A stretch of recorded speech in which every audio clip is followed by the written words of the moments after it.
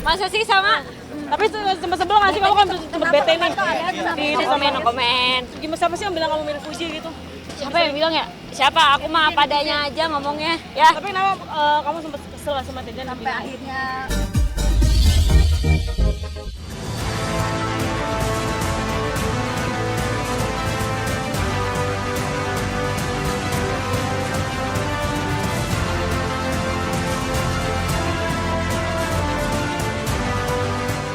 Pemirsa Silat RCTI, nama Tisa Biani dan Fujianti Utami kini tengah heboh menjadi bahan perbincangan hangat di jagat maya.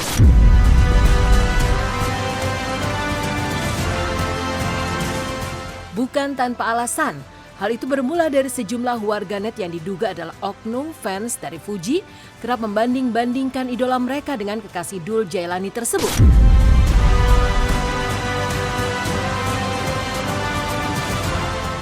Kerap dibilang mirip dan disamakan dengan Fuji.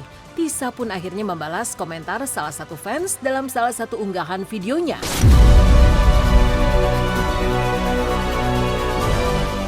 Fuji mulu, balas Tisa.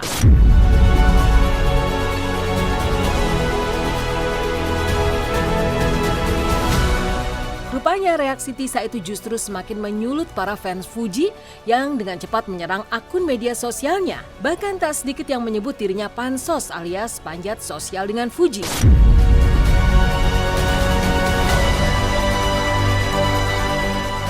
Menanggapi serangan dari fans Fuji yang seakan tak ada habisnya, Tisa pun memutuskan untuk bereaksi tegas lewat salah satu unggahannya. Ia menyebut kelakuan para fans tersebut sudah sangat tidak beretika.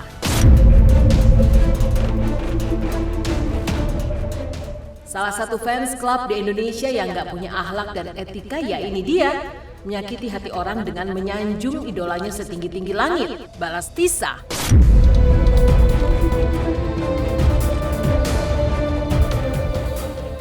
Di tengah kehebohan yang terjadi, Tisa Biani pun akhirnya angkat bicara terkait hal tersebut. Ditemui saat menemani sang kekasih bertanding sepak bola kemarin, Tisa justru menanggapinya dengan santai. Ia justru bertanya-tanya apa yang membuatnya sampai disebut mirip dengan Fuji. Selain itu, Tisa juga menjelaskan bahwa dirinya tidak kesal atau sebal dengan ucapan warganet yang terus-terusan menyebutnya mirip dengan Fuji. Ia hanya ingin menegaskan bahwa dirinya gerah disebut terus-terusan mirip dengan adik mendiang Vanessa Angel tersebut.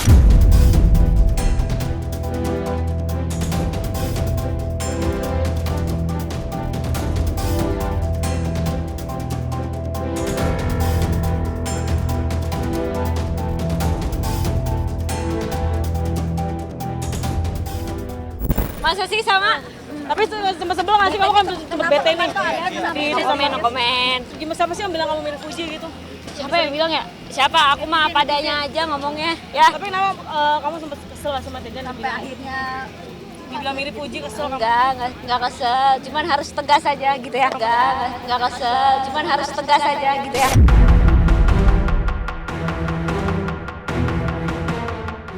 Melihat aksi para fans Fuji yang kerap kali membuat ulah, sejumlah warganet pun juga ikut geram dibuatnya.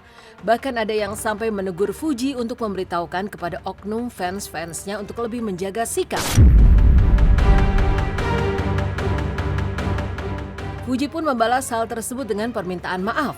Namun ia mengaku bahwa dirinya sudah kerap kali memperingatkan para penggemarnya. Namun apa daya, ia tidak juga bisa sepenuhnya mengontrol mereka. Ya maaf kalau itu mengganggu kamu. Aku sudah sering negur atau ngingetin kok. Tapi aku nggak bisa mengontrol mereka juga. Oh iya, aku bukan artis. Tulis Fuji.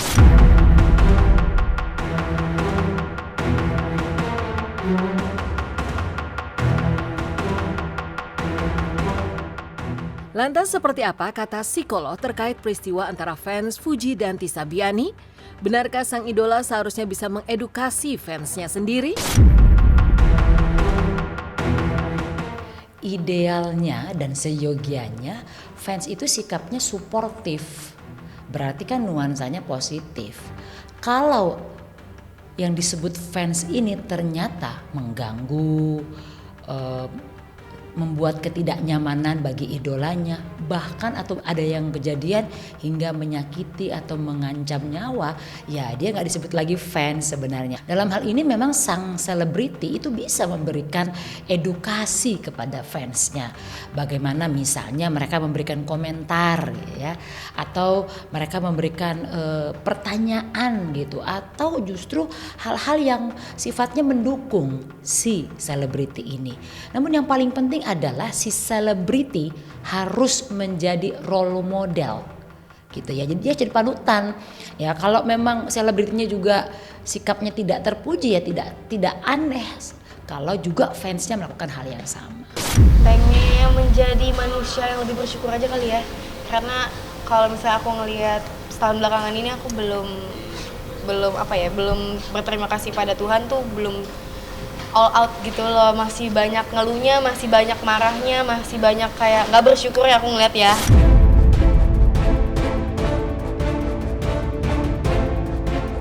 Di sisi lain, sebelumnya ramai pula warganet yang membanding-bandingkan Tisa dan Fuji dalam segi karir, di mana Tisa merupakan sosok aktris yang memang terkenal karena talenta dan prestasinya sebagai aktris di dunia hiburan tanah air.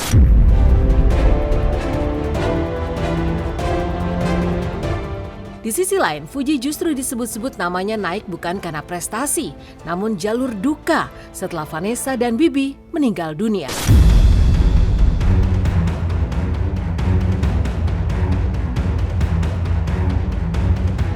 Aku bacakan ada komen kayak gini. Apa?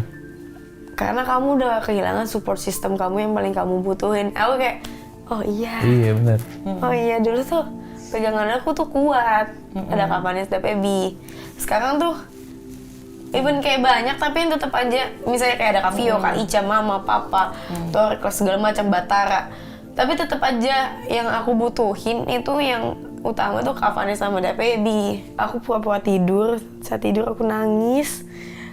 Akhirnya aku bangun langsung ngajak bercanda lagi, temen aku nyadar, mata aku udah bengep. Semoga semuanya berjalan lancar, aku dijauhkan dari orang-orang muka dua, muka-muka aneh gitu ya, orang-orang jahat. Semoga aku dijauhkan sama orang-orang itu, dan semoga aku selalu menjadi manusia yang lebih bersyukur, dan semoga aku bahagia lah tahun ini.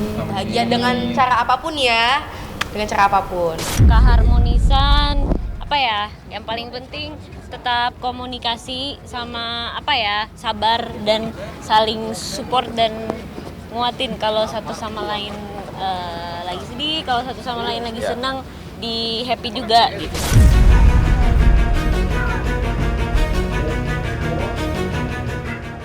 Tidak dipungkiri, pasca kepergian Vanessa dan Bibi, sosok Fuji perlahan demi perlahan semakin dikenal masyarakat dan menjadi bintang di dunia entertain tanah air. Namun di balik semua itu, Fuji pun mendapat berbagai cibiran hingga tudingan yang menyebut popularitasnya tersebut diperoleh dari musibah yang terjadi kepada kakaknya.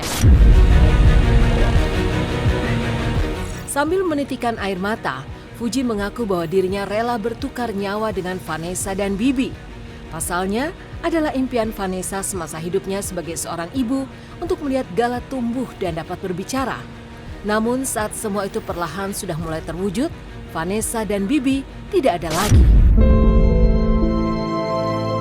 Kalau lo boleh nuker apapun yang lo punya beberapa bulan ini dengan kehadiran dua kakak lo, pasti lo akan memilih. Gak bakal sepadan apapun yang aku achieve sekarang tuh gak bakal pernah sepadan dengan kehilangan. Dan lo bersedia menukar itu dengan kembali kakak lo? Bersedia. Yeah. Kalau misalnya nyawa aku juga harus aku ganti. Aku tiap lihat Gala tuh aku sedih. Kalau misalnya nyawa aku juga harus aku ganti. Aku tiap lihat Gala tuh aku sedih. Kak Vanessa tuh nungguin banget Gala bisa ngomong. Kak Vanessa nungguin banget Gala bisa ngomong, Mami, Papi, I love you, hi guys. Dia nungguin banget. Sekarang udah bisa, dianya nggak ada.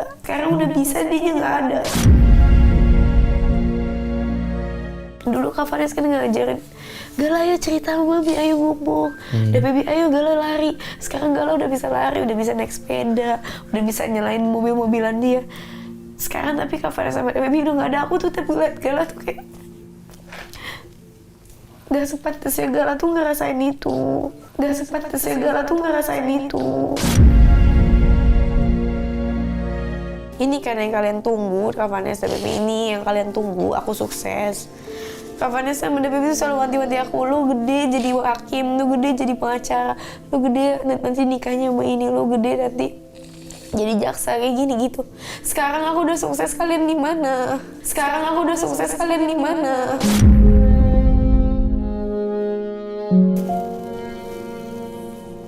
Aku tuh sukses demi kalian. Atau nggak mungkin kalau misalnya ngerayain ultahku pas siang hari, ya siang sih DPP sama Kak Vanessa lagi ada kerjaan sih. Tapi kayak ultahku masih bisa kok dilanjutin kalau misalnya mereka pulang dari Surabaya. Aku juga nggak minta dirayain kok. Aku cuma make sure aja mereka pulang. Atau kalau misalnya malamnya kita nggak makan malam atau rayain aja di rumah. Di rumah makan-makan aja, traktiran kan bisa. Mungkin Jody nggak bakal ngantuk, mungkin kayak mereka nggak bakal kelelahan, mungkin mereka berlima ya di mobil sama Gala. Iya. Mereka mungkin nggak semuanya tidur gitu loh, at least someone bangun gitu karena nggak kelelahan. Aku nggak tahu keadaan fisik mereka capek apa enggak, aku nggak tahu. Tapi mungkin mereka nggak capek gitu kalau misalnya nggak ngerayain ultah aku ngerasa ultah aku tuh pembawa sial. Bener nggak kabaran lagi, mereka akhirnya pulang. Aku tahu mereka pulang lah. Abis pulang, kan bener pulang sehari atau 2 hari gitu lah. Bentar banget. Itu demi mungkin nggak tahu ngerayain ulang tahun aku. Terus aku ngerasa bersalah kayak kenapa nggak kalian ke Surabaya aja? Maksudnya? Langsung. Iya langsung aja. Jadi nggak usah pulang. Andai mereka nggak pulang ke Jakarta gitu loh, kayak misalnya dari Bali ke Surabaya langsung kan bisa. Iya. Nggak harus ngerayain ulang tahun aku.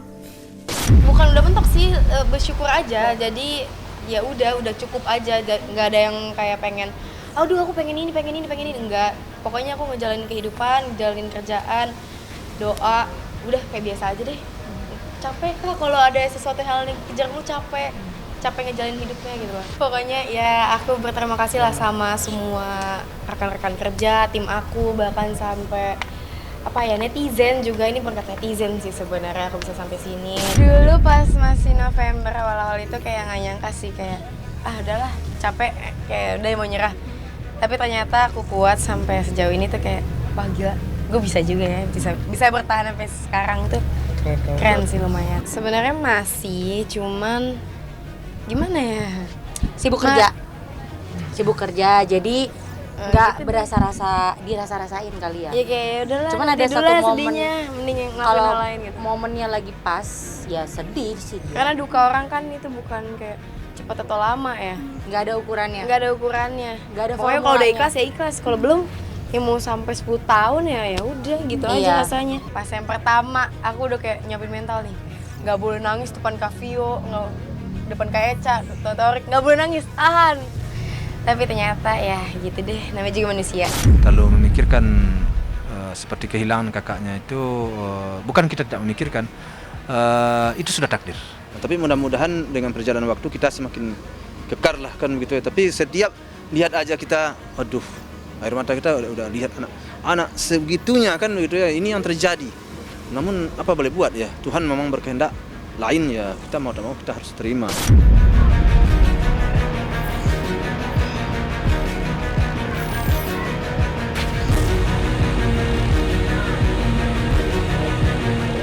Jangan lupa saksikan silat dari hari Senin sampai hari Sabtu jam 10.